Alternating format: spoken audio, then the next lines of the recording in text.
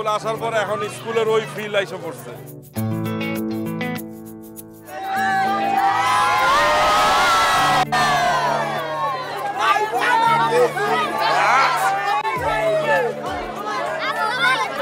আচ্ছা আচ্ছা আচ্ছা আচ্ছা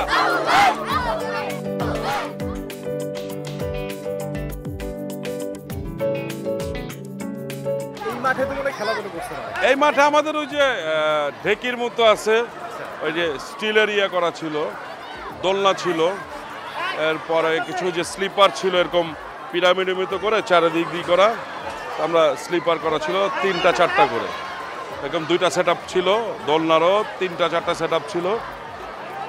আমাদের স্কুলটা আসলে বেসিক্যালি এত বড় ছিল না, অনেক বড় হয়েছে, অনেক বড় হয়েছে আলহামদুলিল্লাহ। আমাদের সবার এখানে এখন আমাদের স্কুল এটা, হ্যাঁ, মিরপুর মোটামুটি সবচেয়ে বেস্ট স্কুল এখন।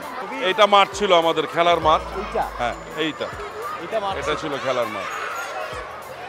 আমাদের স্কুলটা ছিল কয়তলা? একতলা। ফার্স্ট স্কুল ছিল ওই বিল্ডিং এর দোতলায়, হ্যাঁ ওই বিল্ডিংটার কলোনির, তারপরে এইখানে আসছে, এইটা ছিল একতলা। এরপরে হলো ওই পাশে টিন শেড হয়, দেন আস্তে আস্তে বিল্ডিং হলো।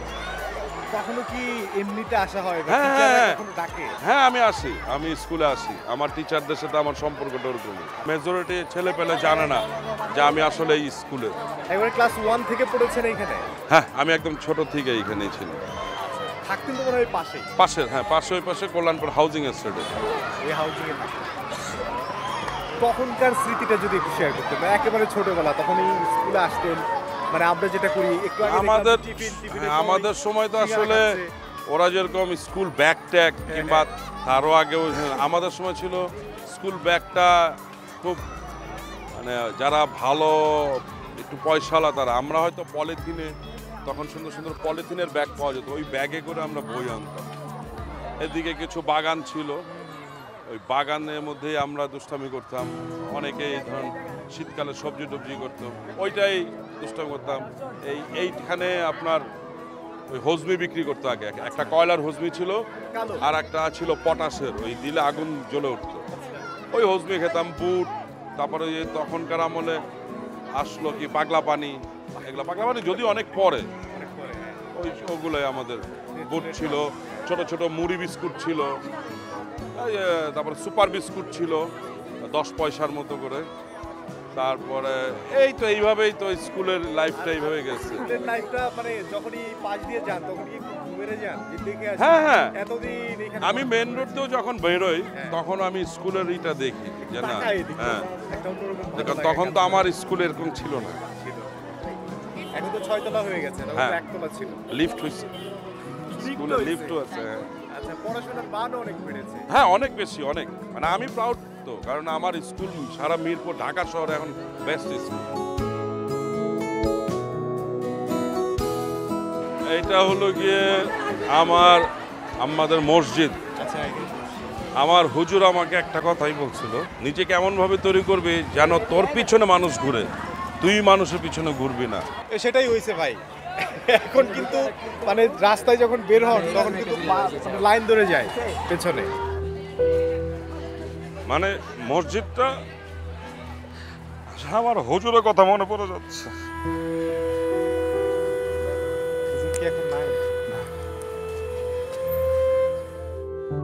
পাশের কলোনিতে থাকতাম, আচ্ছা, বাট এই মসজিদের সাথে আমার অনেক কিছু আছে। এই হুজুর আমাকে সবসময় খুব আদর করতো। আচ্ছা, হ্যাঁ, আমার হুজুরের চেহারাটা মনে পড়তেছে আমার। ধরেন মিলাদ হয়েছে তখন তো জিলাপি দিত, হুজুর এক্সট্রাভাবে আমাদেরকে দিত যে তুই খা। আমি কিন্তু এই কলোনির না, কিন্তু সবাই জানতো যে আমি এই কলোনির, পাশের কলোনিতে থাকতাম। এই কলোনিতে আমি সবচেয়ে বেশি চলাচল করছি, কারণ আমার স্কুল এইটা, আমি এই মসজিদে নামাজ পড়তাম। আমার এলাকার ওইখানে মসজিদটা অনেক পরে হয়েছে, দ্যাটস এই হুজুরটা আমাকে খুবই করতো। আমরা ওইখান থেকে পালায় এদিকে এসে ওদিক দিয়ে ভেঙে যেতাম। মসজিদের এখানে একটা অলবরই আছে, ওই অলবরের গাছ ছিল একটা, মাঝে মাঝে ওইটা পারতে গেলে হুজুর আবার বকা দিত, লাঠি নিয়ে বেরোইত। এই জায়গাটা এরকম বাউন্ডারি ছিল না, জাস্ট ফাঁকা ছিল। আমরা আসলে হুজুরের জন্য দোয়া করি।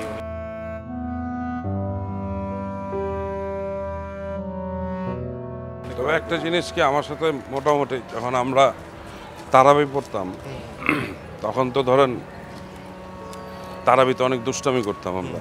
হুজুররা আমাদেরকে খুব বুঝাইতো, আমাদের বেশ কয়েকটা বন্ধু থেকে মশা কামড়াইতো, তারপর আমরা দাঁড়ায় থাকতাম। মসজিদের যে খাদেম থাকতো ওনারাও খুবই করতো, ওনাদের সাথে আমাকে খুবই করতো আলাদাভাবে, কারণ আমি ছোটোকাল থেকে একটু দুষ্টামি বেশি করতাম। কারণ আমার চুল টুল বড় থাকতো সব সময়, একটু এদিক সেদিক ঘুরে বেড়াইতাম স্কুলে। হ্যাঁ, তো যার কারণে হুজুররা, আমার স্কুলের টিচাররা আমাকে খুবই করতো, না তুই একটু ঠিকঠাক মতো থাক, এরকম অনেক কিছুই আছে আমার। চঞ্চল ছিলেন কিন্তু ওইভাবে খারাপ কিছু করতেন না, না, সেজন্য ভালোবাসতো আর কি। হ্যাঁ, যে এরকম চঞ্চল মানুষ বা মনটা হয়তো ভালো ছিল, তারা দেখেই বুঝতে পেরেছে এরকম ছোটবেলাতেই, সেই জন্য আর কি এক্সট্রা বলতো, কেয়ার করতো আর কি আপনাকে এক্সট্রাকে আর কি ধরেন সবাই থেকে একটু আলাদাভাবে দেখছে আমাকে, একটু আলাদাভাবে হইলো কথা। আর আমার নামটাও তো একটুই ছিল চাষি নাম, যেহেতু আমার বাবার দেয়া নাম, ওই চাষি একটু সবার থেকে তো আলাদা নাম। পুরো নাম তো মাহবুব আলম। হ্যাঁ, মোহাম্মদ মাহবুব আলম চাষি। আচ্ছা, মোহাম্মদ মাহবুব আলম চাষি, এই নামটা থেকে শর্ট করে শুধু চাষি আলম। হ্যাঁ, কারণ এটা স্ক্রিনে যাওয়ার জন্য, কারণ এত বড় নাম গেলে আচ্ছা অনেক সময় না, আগে যেরকম শুধু চাষি যেত। আচ্ছা, তো এরপরে ধরেন আমার যে অ্যাক্টিং গুরু বলি আমি যাকে, ইফতেখার আহমেদ ফাহমি, আচ্ছা ওর ম্যাক্সিমাম কাজই আমি করছি, অনেক কাজ করছি আমি। আচ্ছা, তো পরে বললো যে ভাই একটু চেঞ্জ করে দাও, চাষি না দিয়ে চাষি আলম দাও। এই যে চাষি আলম দিয়েই শুরু হইলো। তারপর তো ফেসবুক আসলো, ফেসবুকেও নাম হইলো চাষি আলম, ওইটাই পপুলারিটি আসলো। এখন ওই নাম থেকে পরে তো হয়ে গেল হাবু ভাই। এই যে বাচ্চারা দেখলাম যে হ্যাঁ। মিছিল করতেছিল হাবু ভাই, মানে হাবু ভাই, এটা কি বেশি শুনেন? মানে হ্যাঁ। এরকম কখনো হয়েছে যে এক জায়গায় গিয়েছেন, আসল নামটা আসল নাম নাই, আসল নাম নাই মানে বলতে হাবু গেলে। ভাই। হাবু ভাই, এখন সবাই খালি হাবু ভাই বলেই ডাকে। মানে আমার যে যারা জানে তারাও আমার নামটা চেঞ্জ হয়ে করে ফেলছে। আচ্ছা, মানে তাদেরও ভালো লাগে হাবু ভাই বলে ডাকে। হ্যাঁ, আসলে নামটা কিন্তু খুবই মানে একটা অন্যরকম একটা ভালোবাসা আছে। হাবু হাবু ভাই মনে হয় যে পাশের বাড়ির একজন বড় ভাই, এরকম একটা কিন্তু আছে। হ্যাঁ। এই জায়গায় কি রোড টোড এরকমই ছিল? না, এরকম ছিল না। এখানে দোকান ছিল, এখানে ছিল না, এই দোকানটা আবার এখানে আসে, ওইটা ছিল মালিক ভাই, উনি মারা গেছে, এই দোকান আর নাই। এরপরে বিভিন্ন দোকান হয়েছে, তারপর তো এগুলো উঠায় ফেলে এখন ফুটপাত করে ফেলছে। তো আমার বাসাটা ছিল এইখানে, এটাই। হ্যাঁ, এই দেয়ালটা এইভাবে ছিল না, এখান থেকে সরাসরি আমার স্কুল দেখা যেত, একদম সরাসরি দেখা যেত যে আমি স্কুলে ঢুকতেছি। তো স্কুল পালানোর কোনো ওয়ে ছিল না, স্কুলে আর যাইতেই হইতো। হ্যাঁ। তো তারপরে ওদিক দিয়ে পিছন রাস্তা দিয়ে তো একটাই। রাস্তা একটাই, ওইভাবে। তারপরে তো ওই পাশ দিয়ে হ্যাঁ, ওই যে দেখালাম আপনাকে যে মসজিদে ওইখানে একটা ইয়া ছিল, দিকে ফাঁকতে বেরো যেতাম, এত সিকিউরিটি ছিল না। কোথায় যাইতেন? এদিকে ঘুরতাম, এদিকে যেরকম আমরা ওই যে ওই পাশে পানি খাল টাল ছিল, ওই দিকেই ধরেন ঘুরে বেড়াইতাম আমরা। আচ্ছা, বন্ধু বান্ধব কারা ছিল তখন? মানে এখনো কি তাদের সঙ্গে সম্পর্ক আছে? হ্যাঁ হ্যাঁ হ্যাঁ, সব বন্ধু বান্ধব আছে। এখন তো ধরেন দুপুর দেখে কেউ নাই, বিকালের সন্ধ্যার দিকে সবাই পাওয়া যায়, সবাই তো ব্যস্ত, চাকরি বাকরি নিয়ে ব্যবসা বাণিজ্য করে।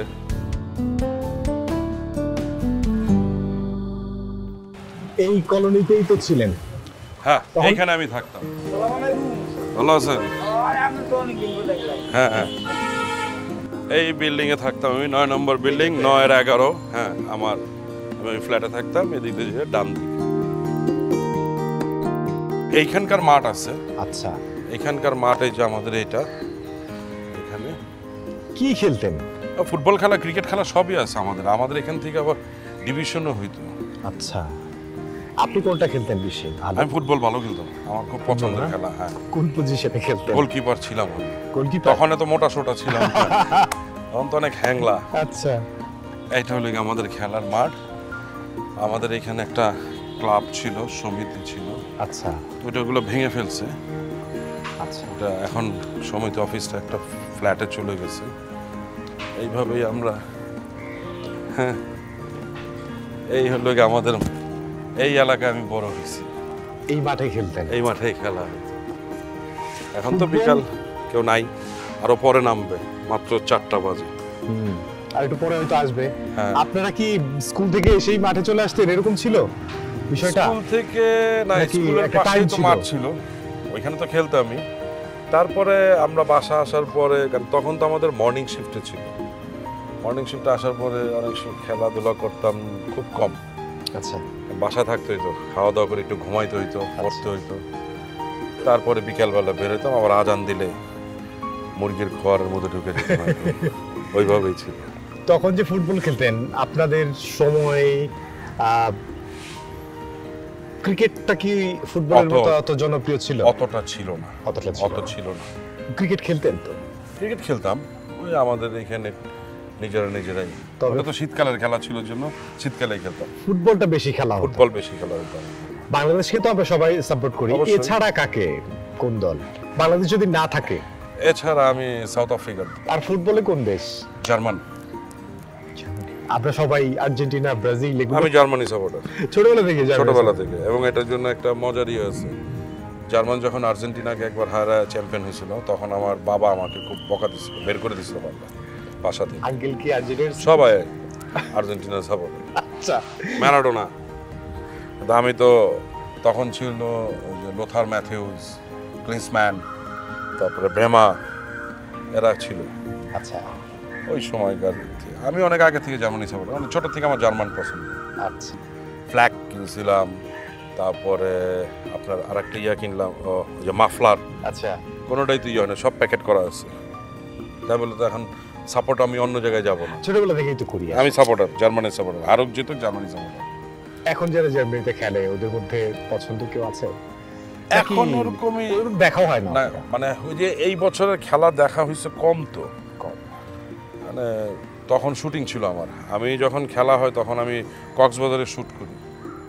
ফাইনাল খেলার সময় আমি কক্সবাজার, আর্জেন্টিনার খেলা যখন হচ্ছিল ফ্রান্সের, তখন আমি কক্সবাজারে শুটিং। আমারও এখন অবশ্য খেলে না, মেসুত ওজিল খেলা খুব ভালো ওজিল লাগে। তো আমার খুব পছন্দের একটা প্লেয়ার। ওজিল ছিল, লোথার ম্যাথিউস ছিল, ক্লিন্সম্যান ছিল, তারপরে আপনার ছিল আর একটা প্লেয়ার, ওই যে প্রডলস্কি, এরা আমার খুব পছন্দের। খুবই পছন্দের। এখন তো আর এমনিতে খেলাধুলা হয় না, শুটিং। এই শরীরে খেলুন কিভাবে? ওয়ার্কআউট কি করা হয়? না, ওগুলো করি না, এইগুলো আমার জন্য না। আমি হচ্ছে যেভাবে যেমনি আছে এমনিই ভালো। এবং যে আপনাকে পছন্দ করেছে, বিয়ে করেছেন তো বেশ কিছুদিন আগে, হ্যাঁ, যেইভাবে আছেন এইভাবে দেখেই সে পছন্দ হ্যাঁ। করেছে, এটাই তার ভালো লাগে। হ্যাঁ। সেই জন্য কি ওয়ার্কআউট করেন না নাকি? না না না না, ওয়ার্কআউট তো আগের থেকেই করি না। বিয়ে তো করছি 10 মাস 11 মাস হবে। ছোটবেলা তো আর এরকম ছিলেন না, না। হালকা হালকা পাতলা হয়তো ছিলেন। হ্যাঁ, অনেক শুকনা ছিলাম, লিকলিকা, কালো। এখনো কালো, আমি একটু মোটা হয়েছে, চামড়াটা টানছে, তো জন্য মনে হয় একটু, কালোটা একটু কমে গেছে না? হ্যাঁ, একটু কমে গেছে। এটা কি ভাই একটু আক্ষেপ করে বললেন নাকি? না, আক্ষেপ নাই, আমার কোনো এইসব নিয়ে আক্ষেপ নাই। এখানে এক সময় ছিলেন, এখন হ্যাঁ। আর এখানে যাওয়া হয় না, এখানে অন্য কেউ থাকে। পৃথিবীটা আসলে এরকম। সেটাই। এখানে আড্ডাটা এখন কোথায় দেন? আগে তো মাঠে ঘাটে আড্ডা দিতেন। এইখানে আসছে তো এখানে আড্ডা দেয়। আমার আড্ডার অনেকগুলো জায়গা আছে, এইটা আছে, ওই পাশে আছে, আর একটা আছে যেখানে আমি ঈদের সময় এসে আড্ডা দেই। চলেন ওইখানে যাই, চলেন।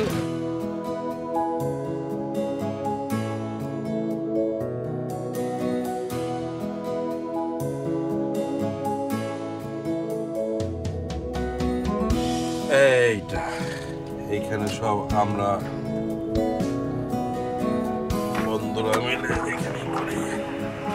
শোভন, আয় বললাম তোমার এখানে এই সেই দোকান আচ্ছা। যেখানে আমরা আমাদের সব ছোটকালের বন্ধুরা আড্ডা দেই। আমি সবসময় বলছি, আমি যে কোনো চ্যানেলেই বলছি যে আমি ঈদ পালন করি কিন্তু আমার বন্ধুর দোকানে, যেটা একদম মুদি দোকান বলা হয়। এটা আমার শৈশব আমার এখানে কাটছে। আমি যত বড়ই হই, এই জায়গাটা নিয়ে আমার আলাদা একটা স্মৃতি। ঈদের নামাজটা পড়ে চলে আসেন এখানে? হ্যাঁ, ঈদের দিন হয়তো সন্ধ্যার দিকে, নাহলে ঈদের পরের দিন দুপুর থেকে এখানে আড্ডা হবে। আড্ডা আমাদের চলবে 31st, তারপরে রোজার মাসে ইফতারির যে ইয়াটা হয় ওইটাও সব আমরা এখানে অনেক সার্কেল আছে যে বড় বড় রেস্টুরেন্টে ওরা ইফতার পার্টি করে। আমাদের ওই রেস্টুরেন্টে ইফতার পার্টি না, আমাদের ইফতার পার্টি এই যে এইখানেই বসে দাঁড়ায় যে যেমনি পারে ওই পাশে একটা দোকান আছে, ওই দোকানকে আমরা দরকার হলে ভাড়া করি যে ভাই তোরা আমাদেরকে দে। শোভন বিগত 30-35 বছর ধরে এই জ্বালাতন সহ্য করেই যাচ্ছে, কোনোভাবেই ও এটা কোনো অ্যাভয়েড করতে পারছে না, ও পারছে না, এটা নিতেই হবে। হ্যাঁ, এই অবশ্য কারণে- সুন্দর ভালো লাগে, আপনার ভালো লাগে না? আলহামদুলিল্লাহ অনেক অবশ্যই। কি বলে এত জনপ্রিয় হওয়ার পরও আপনাদের সঙ্গে কি আগের মতোই আছে? নিঃসন্দেহে অবশ্যই। ও তো মানে আমাদের সাথে ওই স্টারে যা আমাদের এখানে মানে সেম, এখানে যেভাবে চলে ওর অভিনয় তো সেভাবেই আমরা দেখি। না, বন্ধু তো স্টার তো পরের হিসাব, আচ্ছা, আমরা তো বন্ধু। কারণ আমি একটা কথা বলি, আমাদের বন্ধুদের মধ্যে কোনো চাওয়া পাওয়া নাই, যে অনেক আছে না যে একটু হইলে আলাদা হয়ে যায়, না বন্ধু থেকে একটু দূরে, না না না, আমাদের এইসব নাই কিন্তু। ভাবিরা আলাদা করতে পারে না আপনাদের? না, সেটাও পারে না। এই যে আমার আরেকটা বন্ধু চলে আসছে ভাই, বিদেশ থেকে আগত, আচ্ছা, সবাই আমরা এখানেই আড্ডা দিই। আইসক্রিমের বিল কে যায়? আজকে ওই মিঠু নাই, ও আবার ও গেছে অস্ট্রেলিয়ায়, আচ্ছা, ও একটু বিজনেস মিটিং এ গেছে। আপনাদের মতো বিজনেস মিটিং এ তো আবার যায় নাই। না, আমাদের মতো ওরকম বিজনেস মিটিং এ না। আপনারা কি ছোটবেলা থেকে ভাইকে চাষি বলেই ডাকতেন নাকি অন্য কোনো নাম? কি বারবার একজন বিখ্যাত পরিচালক ছিলেন। হ্যাঁ, ওনার সাথে আমার একবার একটু কথা কাটাকাটি হয়েছিল মজা করে। আত্মীয় তো না? না, ওনার সাথে বলাকা হলে একবারই হয়েছিল। আমাকে একজন ডাকতেছে, উনিও তাকাইছে, আমিও তাকাইছি। তো আমি গেছি, যেহেতু আমার পরিচিত ডাকছে, উনি বলতেছে কি তুমি আমাকে ডাকলা? বললাম আপনাকে ডাকে নাই তো, আমাকে ডাকছে। মানে বললাম যে আমার নাম চাষি, আপনার নাম চাষি নজরুল, আমার নাম মাও বললাম চাষি। বলে তুমি আমার নাম রাখছো কেন? বললাম নাম আপনার না, আপনি কিনে নেন না। এই দুষ্টামি করতেছে। আচ্ছা, ছোটবেলা কি সিনেমা দেখতে যাইতেন বন্ধুরা মিলে?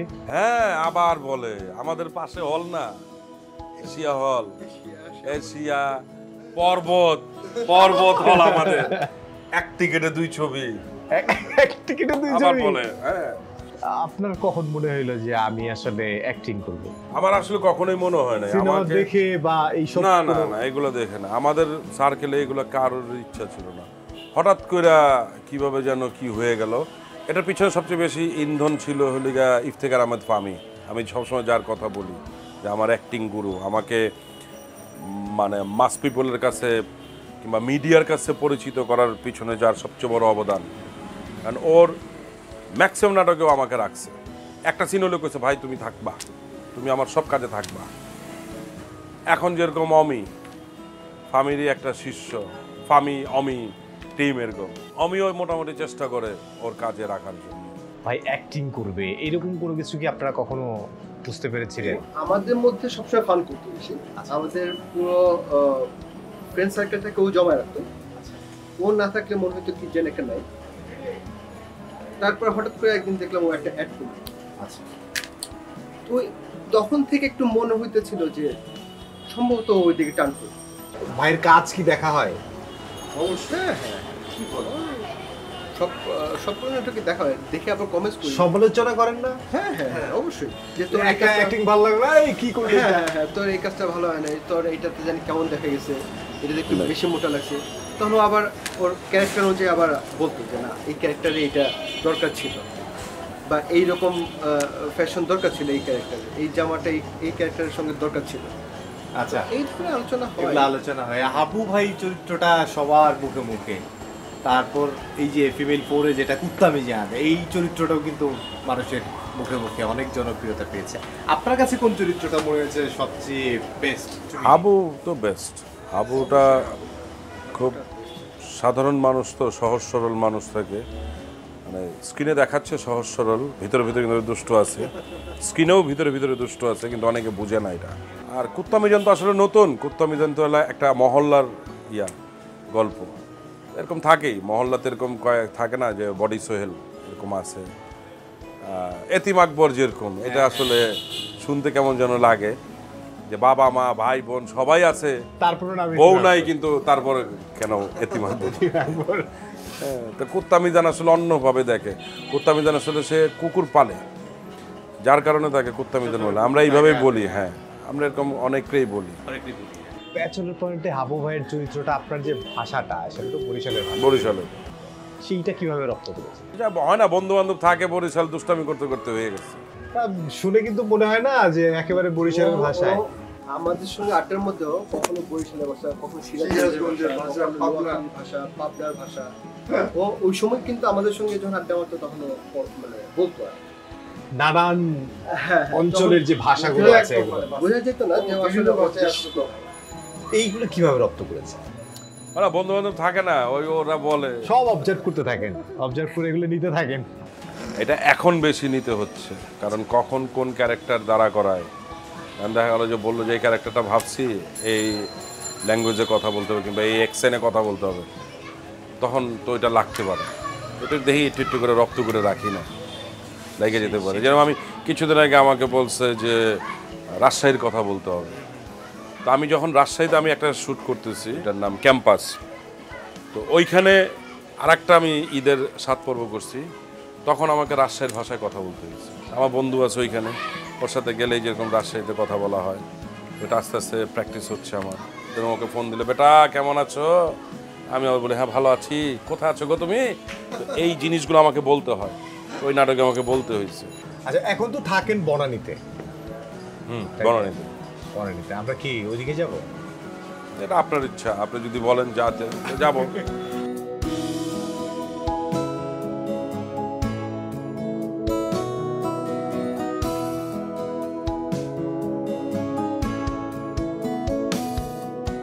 খুব ভালো লাগলো আজকে সারাদিন আপনার সঙ্গে থাকলাম এবং আপনার সম্পর্কে জানলাম। আসলে জানার তো শেষ নাই, আপনার আরো অনেক জায়গা আছে যেখানে আপনি সময় কাটান, যেই জায়গায় আপনার স্মৃতি বিজড়িত। আমরা নিশ্চয়ই অন্য একদিন আরেকদিন যদি সময় পাই, নিশ্চয়ই আমরা সেই সব জায়গায় যাব ইনশাআল্লাহ। কারণ আজকে তো করতে করতে সন্ধ্যাই হয়ে গেল। সন্ধ্যায় হয়ে গেল, হ্যাঁ সারাদিনই আমরা শেষ হবে না আমার। আসলে আমি অনেক জায়গায় আড্ডা দিই তো, আচ্ছা অনেক বন্ধু বান্ধব আমার, সবার সাথে আসে, মানে ভালো সম্পর্ক আমার। আমার কারোর সাথে এরকম ঝগড়াঝাটি দ্বন্দ্ব নাই। খুব ভালো থাকবেন, ভালো ভালো থাকবেন। থাকবেন এবং আপনার দর্শক যারা আছে তারা আপনার জন্য দোয়া করছে। হয়তো সামনেই একটা বড় সুখবরও হয়তো আপনার কাছ থেকে পাবে তারা। ইনশাআল্লাহ ইনশাআল্লাহ। ভালো থাকবেন। ভালো থাকবেন। জি ধন্যবাদ সময় টিভিকে, অনেক সময় দিচ্ছে, অনেক সময়। ভালো থাকবেন সবাই। আল্লাহ হাফেজ। আমরা আরো সময় চাই আপনার কাছ থেকে, ইনশাআল্লাহ পেয়ে যাবেন। জি পেয়ে যাবেন। Thank you.